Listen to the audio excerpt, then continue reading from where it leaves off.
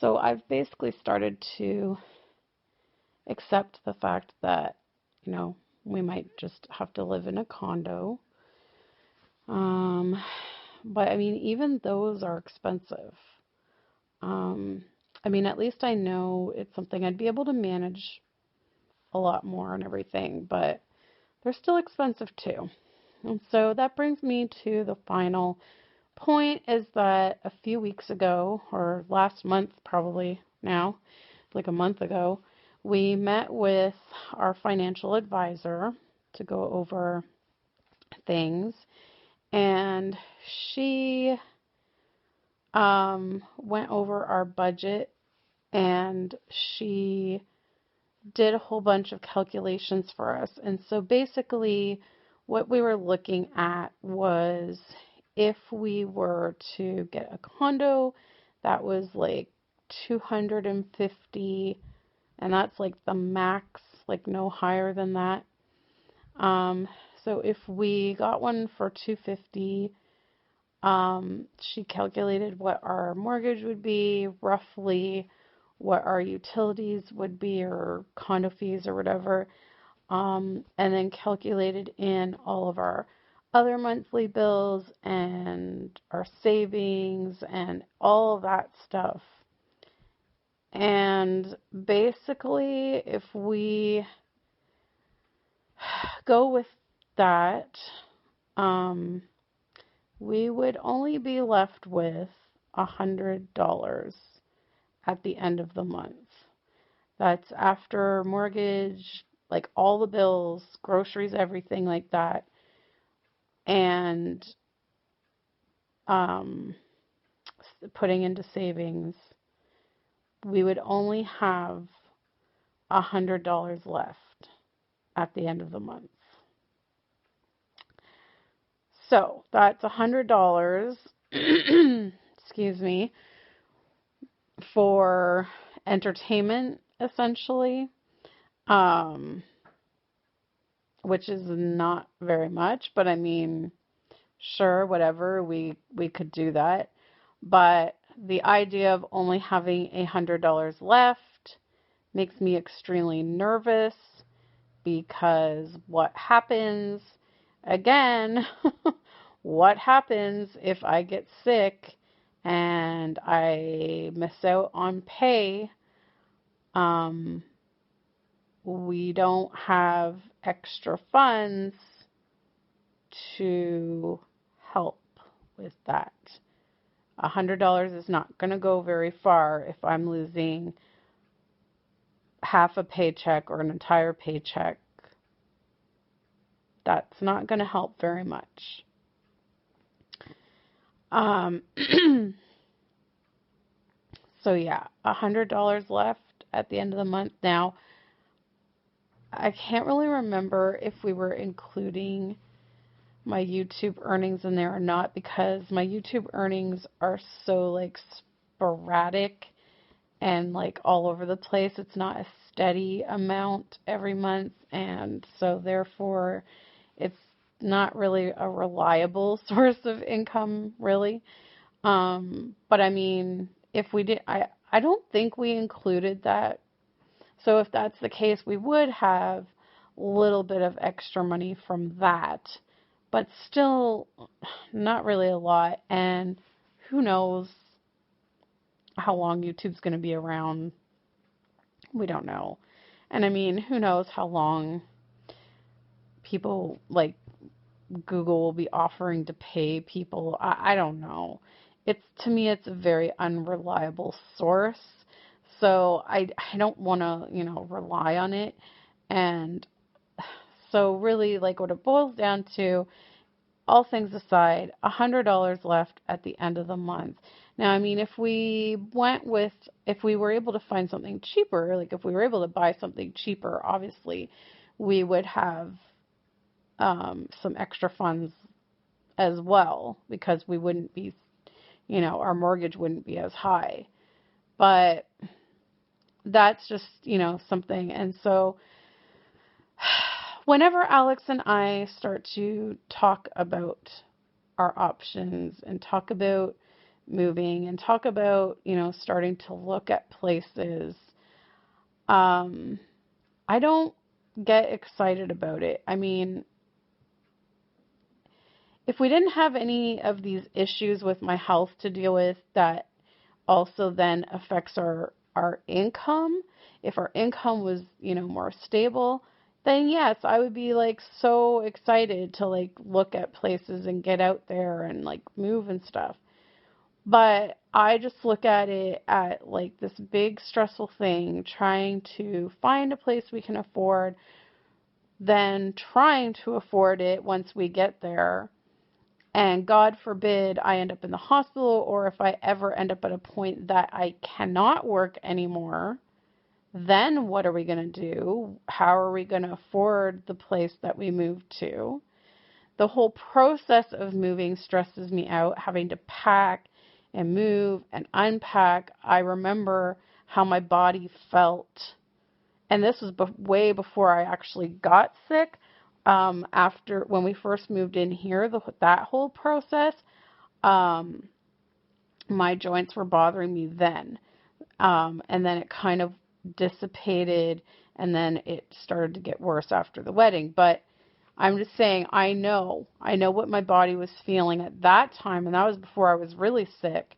So what is it going to be like this time? Like, I get scared just thinking about the whole process of moving again and how much work it is and what it will do to me physically. So I worry about that.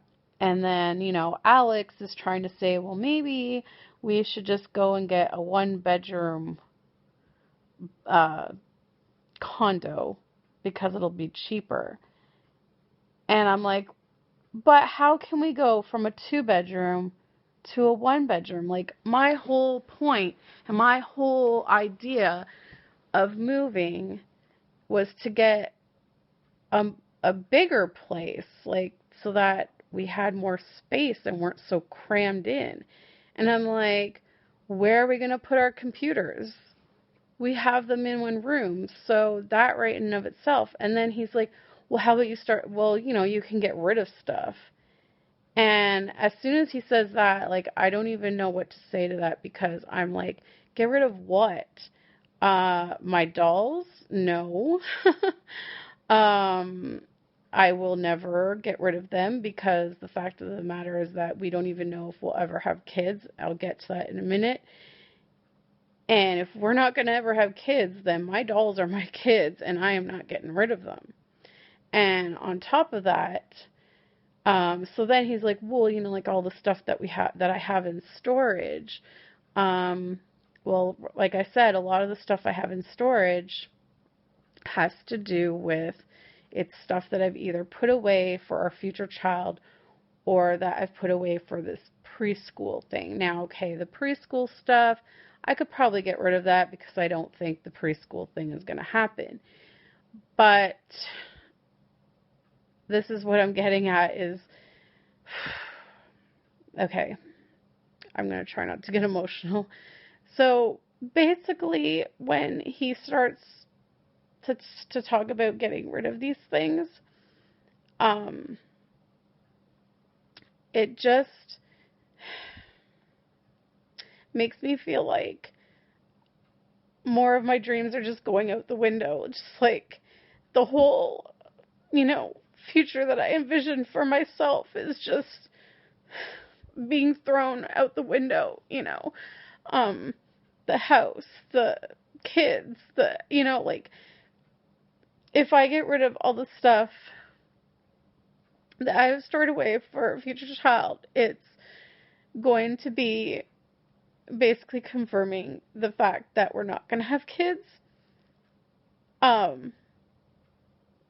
Because if we're moving into a 1-bedroom, like, we're not having kids in that. But what it boils down to, too, is that if we only have $100 left in our pocket at the end of the month, we can't afford a kid anyway. We can't. We cannot afford a kid on $100 a month. You just can't. Like, how can you provide for their basic needs plus save for their future on $100 a month. I'm sorry, can't be done, especially here in Toronto. Everything is super expensive, and I'm sorry, it can't be done. And I don't want to, and then if we did have that, basically then we're going to be in the $0 at the end of each month, and I don't like that. I don't like that feeling. I get scared about that because, like I said, with my health, I don't know what's going to happen. I don't know if I will be able to, like, there could be a point where I may not be able to work at all anymore. And so it's, like, it's hard for me to get excited. It's really hard for me to get excited about the next step in our life in regards to moving and everything. And just the reality of it is more and more every day, I start to realize that I don't think kids are in the cards for us. And I don't want to accept it, but I feel it more and more, and it's because it's not just to do with the money. I mean, that's a big factor right there, but it's not just the money, it's my health. When I am struggling to take care of Margaret 3 days a week, that's only 9 hours a day. She sleeps for 2 of those hours. So that's what? 7 hours a day with her. If I'm struggling to care for a child for 7 hours a day, 3 days a week, how can I do it 24/7? A mom is 24/7. Um, like the way I've been feeling the last few weeks, it's been really, really difficult to make it through the workday. And I don't know. I, I don't know. Like, I don't know what to say. I really don't know. And so, you know, a lot of people seem to think that I have infertility issues, and that is not the case. I actually participated in a fertility study on lupus patients, and my fertility came back great. It came back perfect. The fact of the matter is that I'm not getting any younger. I'm going to be 35 this year, and I have lupus. And I remember I found a video on YouTube of a mom that had lupus, and she had a toddler, and she was talking about her experience and how hard it is. And she said, I got to be honest. She says, I love my son to death. I love him. But if I could do this all over again, I would not have got pregnant. Because she said it is just a hard thing to deal with, and her health was so bad that a lot of the times her mother was helping to raise the child, and she said she just felt like, a lot of the time she felt like a bad mom. She felt like she could not give him what she envisioned giving her child if she had been healthy. And that's where I'm at. I'm just at this place where I've had to make all of these decisions because of my lupus. And I've had to let some things go because of lupus. And I'm down to that final decision in regards to kids. And it's something I've wanted my whole life. I've always wanted to be a mom. But at the same time, I think to myself, if I was to get pregnant, or even if we adopted, which can't even afford that anyway. Can't afford to adopt. I hate the people that come online and say, "Oh, if you can't have a baby, like naturally, just go and adopt." Like it's like the easiest thing to do. Sorry, no, we can't really afford that.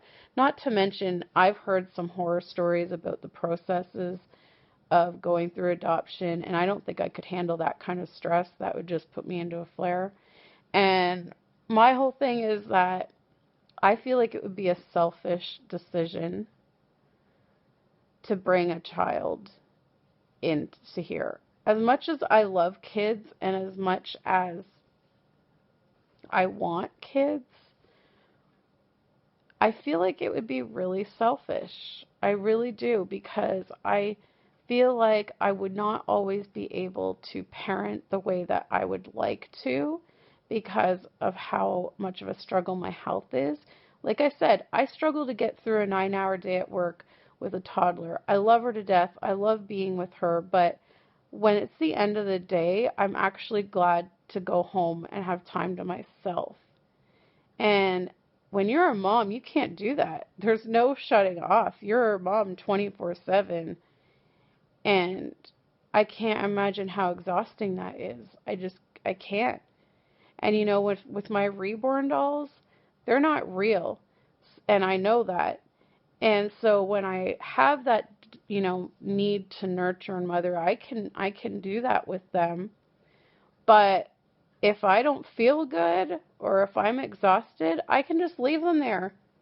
I can just leave them there and go to bed and go to sleep, and I don't have to worry about them. Um, so this is where I'm at, and I get the questions all the time. When are you going to have kids? Are you going to have kids? And at this point, I don't know. I'm slowly more and more leaning towards no, we probably won't have a kid. Um, I mean, if we ever did, it would only be one. There would no longer be four. No, no, no. Just one. That's all I could probably manage, but I don't even know if I could manage that. I really don't. And but what I'm having an issue with is finalizing that decision. I'm having a really, really hard time accepting it. Um, I'm just having a really hard time accepting it. So I don't know. Like I'm just at this point. Like I'm like, do I just finally make this decision so that we can at least get a bigger place? But the thing is, like I was saying to Alex, I'm like, my whole thing was that I wanted us to buy a 3-bedroom home. So we'd have our bedroom, we would have an office / craft room, and we would have a third room for our child. Well, the most we'd be looking at this point now is a 2-bedroom, which that just eliminates the child out of the equation right there. So does the financial part of it, and so does, if he's wanting me to get rid of stuff that's supposed to be for a future child. Um, so I just am having a hard time with it. I don't really know. I'm just rambling here. I know this is like going to probably be like a freaking 2-part video, but I just needed to vent, and I don't want anyone to try and like give me advice or like try to tell us what to do with our money. I don't want to hear that. Because we know more about our situation than what I'm even talking about here, but I'm just saying we know. And I know how I feel physically. No one else knows that but me. And, like, I don't know, like, I'm just angry because all of these dreams that I had are just crashing down around me, and I'm having to make these decisions that I never thought I would have to make. I just thought everything would fall into place, and I thought I would be healthy, and I'm not. So my whole thing right now is I'm just trying to accept this. and I don't know how. I don't know how to accept it. So, yeah. So I think that's pretty much it. I don't want to like go on forever and bore you guys. I don't even know if you'll watch this, but if you do, thank you.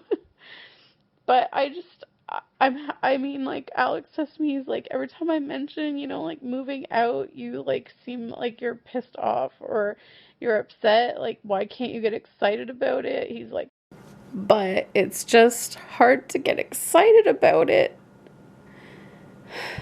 when it's not what you want or envisioned. And it's just another,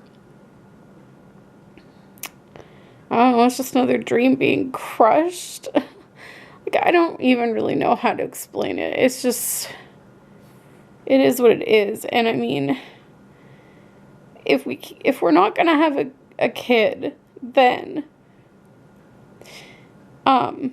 my dolls are gonna be my kids. And if we, like, don't have space for them and I'm expected to get rid of them, like, that would crush me. Like, I would have nothing then. So, I just, like, I don't really know. I don't really know what to do. I just needed to get it off my chest and just let you guys know where we stand on this whole issue as of right now. I think deep down inside, I know the answer is it's probably not the best idea to have kids because of my health. I mean, I can't even get pregnant right now anyways, even if we could. I can't because the medication I'm taking will abort the baby. I have to be off of that medication for 6 months. But this medication has helped me, and I'm afraid to go off of it because I don't know if I'll flare up. I don't know what the pregnancy would look like. I don't know if I would have a hard time, or some people go into remission during pregnancy, which would be great, but then the hormones after giving birth, a lot of people have flares, and I'm terrified of that. So I don't want to do something that's going to jeopardize my health, and I want to be able to be the parent that I envision. And battling lupus, like, I don't know. I just don't know, like, how that would look or how that would work when I can barely take care of a child more than 3 days a week. I just don't know. If I didn't tell you guys already, Margaret's mom is expecting a baby at the beginning of July, and she will be going on her 1-year maternity leave, which means she has told me that they won't be able to afford to keep me because she won't be working. They can't afford me with her being on EI. So I will be there either till the end of July or the end of August at the latest. And then I'll have to be finding another job. And that's a whole other thing too. Like, being a nanny, a part-time nanny, is not a stable job. I'm constantly having to find new work.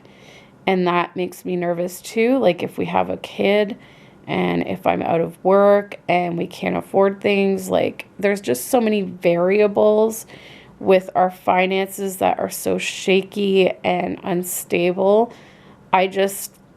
I don't want to bring a child into that. I want to be able to provide for them, and I also want to be physically able to care for them. And I don't know. So anyways, as I was saying, like, starting next week, I'm going to be working Monday, Tuesday, Wednesday, and I will be off Thursday and Friday. But Margaret's mom had asked if I might consider doing a 4th day. And I thought about it, and I thought, no, like, I can't, as much as I wanted to for the extra money. I just knew physically I couldn't, like, because now instead of working 2 days and having 2 days off and work 1 day, I'm going to be working 3 full days in a row. And I just know that's going to do me in. And I'll need, you know, the Thursday, Friday, Saturday, and Sunday to recuperate. I know I will. And so that's what I mean. Like, it just makes me think, it's like, at least with being a nanny, I can go and, you know, do that. And then I leave at the end of the day and I don't have to worry about parenting or whatever. But even just being a nanny in itself is just, to get through the day sometimes is hard for me. I mean, I do it, I push through it, but there's times where I really, really struggle. And I just can't picture what that would look like 24/7 being a mom. And yeah. So anyway, so yeah, basically, yeah, I will need to be starting to look for a new job to try and get something lined up for either August or September. So that sucks. But her mom said that when she goes back, after a year, when she goes back to work, if I'm available, they would love to have me come back, but that's a year away. So yeah, so that's what's going on with that. And I don't know what else to say, but I've just been really bummed out lately. I really have. Just anytime I see, I don't know, friends posting about their kids or see pregnant women on the street, I just feel like I'm going to lose it. So it's just been really, really hard. And yeah, so I don't know. I just hate not knowing. I hate the unknown. And I hate having to try to make all these decisions that, if it wasn't for Lupus, I wouldn't be having to make any of these decisions. It would just be, yeah, let's go and buy a house and have a kid and no hesitations. But that is not the reality when you have a chronic illness. You have to think about the bigger picture. And I don't know, like I said, deep down inside, I feel like I know, but I just can't accept it. Like, I just am really having a difficult time accepting it, because I've wanted to be a mom for my whole life. And to let go of that dream, along with all the other dreams I had to let go because of Lupus, it's like, I feel like then I'm letting Lupus win. But at the same time, I feel like the decisions I've made to better my health and the quality of my life is beating Lupus. But at the same time, you know, there's still stuff that it takes from you. So anyways, I'm going to stop now, because this is like a 2-part video, I'm sure, because I know I'm not going to like make you guys sit here for like an hour. But yeah, I'll split it into 2 parts. Thanks for listening to me ramble. It's a video I've been putting off for a long time, but I just wanted to talk about it. And yeah, so I don't really know what else to say about it, but thanks for listening, and I'll give you guys updates on it as things progress. But that is where we stand as of right now. It's kind of, everything's up in the air, and everything is just hard. Like my mood is just like up and down and up and down. Like I'll start to feel positive and feel good and thankful for the things that I do have. But then when I'm thinking about the future, then I start getting down on myself and mad and just frustrated. So anyways, before we head off, how about you say bye to everyone, Riley? What are you doing, baby? You needing my blanket? I love you. Alright, guys. Well, thanks so much for watching, and we'll see you in the next video. Bye, guys.